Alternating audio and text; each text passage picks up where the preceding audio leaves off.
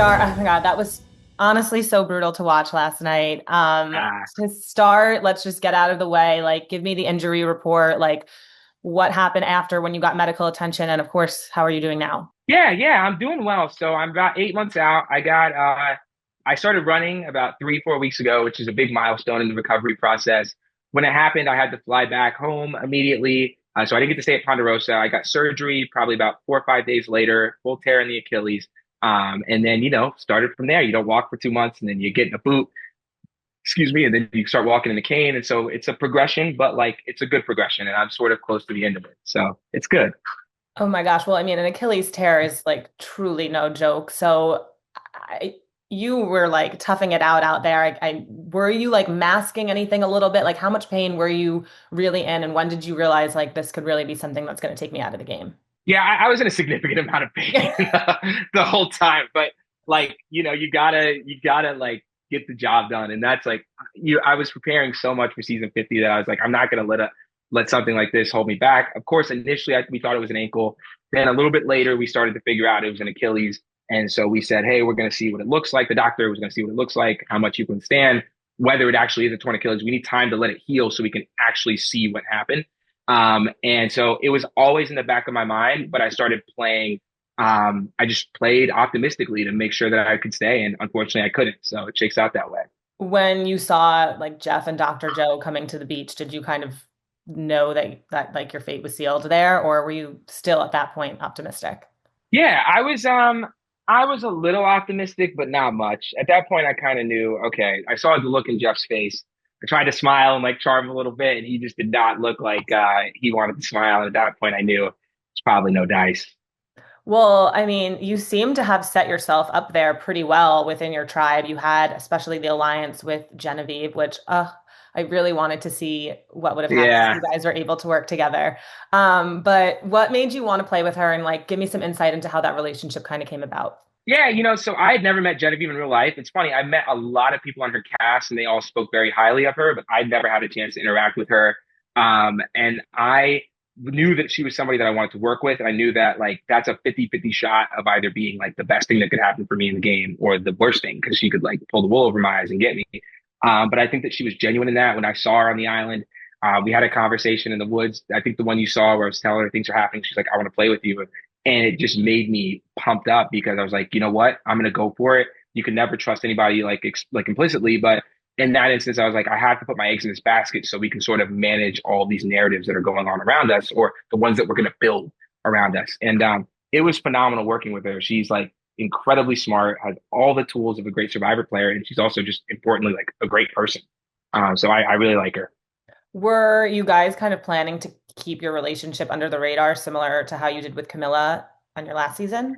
Yeah, it's not something that we like said, but we were doing it just sort of like intuitively. Like you'll see when Q asked me about Genevieve, I said, go talk to Genevieve and let me know what you think. Kind of say, feel her out a bit as if I'm weary. But in reality, I'm like, I want him to like come to that conclusion himself.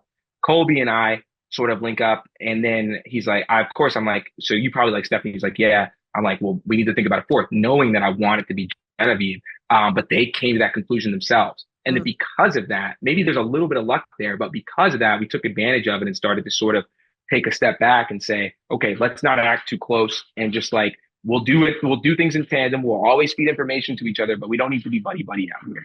Luckily, your tribe did not have to go to tribal council. And I mean, obviously, I don't know what's going to happen next, but who at that point were you and your alliance targeting if you were going to go? It probably would have been Aubrey that we were targeting. Genevieve and I had a conversation about that, and I had not known at the time, like the conversation that they had out there, and I could see why Genevieve would want to target Aubrey. Aubrey, I think, also was targeting Genevieve at that time, and then on top of that, I actually developed a very close relationship with Angelina, and not to say I didn't like Aubrey. Aubrey and I got along great, but Angelina and I kind of took our relationship to the next step, both personally and strategically too. And then so at that point, Aubrey for my game made the most sense for me to target. And I think for a lot of other people's games, including Genevieve, it made sense to target Aubrey too. It seemed like you obviously have an incredible social game, and it seemed like you kind of were able to escape, almost escape the fact that you were a former winner, which should kind of automatically put a target on your back coming into a new tribe. Do you think you really had escaped it, or were you worried that you might still be a target because of it? I escaped it on my tribe for sure. I was able to sort of build like personal relationships, like I said on the show. Like, I think people like take stuff like that for granted, like, oh, he's talking about people or like Jeff's experiments and stuff like that. But that stuff matters. And like, you have to show people who you are first for them to think that they want to play this game with you. That's like an incredible, beautiful game. And so I think my social game, just by virtue of being who I am and being able to like hear about people and learn about them and then learn about me, like I was honored that they wanted to play the game with me. And I do think I escaped that target. Um, and I think that because of that, I was thinking ahead of like, I need to be good with everybody. So if we go to a swap, like that same sort of charm and disarm, that social protection will now permeate a little bit more because I've made friends who can talk good about me too.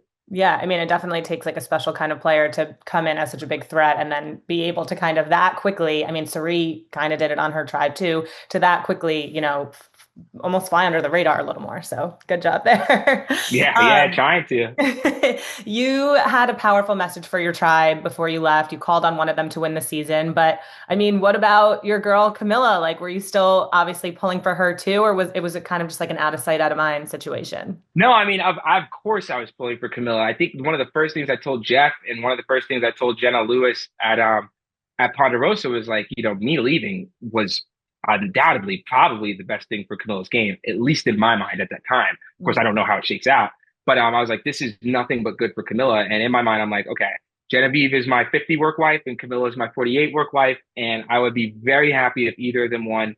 And I really did love everybody on my tribe, so it's not that like, of course, I want Camilla to win first and foremost, and then like Genevieve as well. I really would like Genevieve to win. But after that, like I would not be upset if anybody on my tribe won. I'd say that. Yeah, yeah. Do you think you and Camilla would have been able to work together if you both made it to the same tribe swap or merge, or would it just been too much of a target on this season?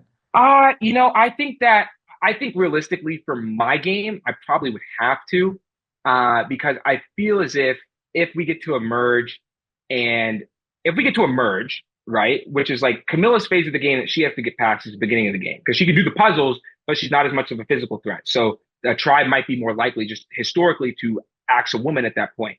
But if we get to the merge, then my game is more in jeopardy because I'm a little bit more of a physical threat, although Camilla has won two challenges. So I don't have necessary basis to say not as much of an immunity threat as me. But people are probably at that point more willing to get rid of me instead of Camilla and targeting her.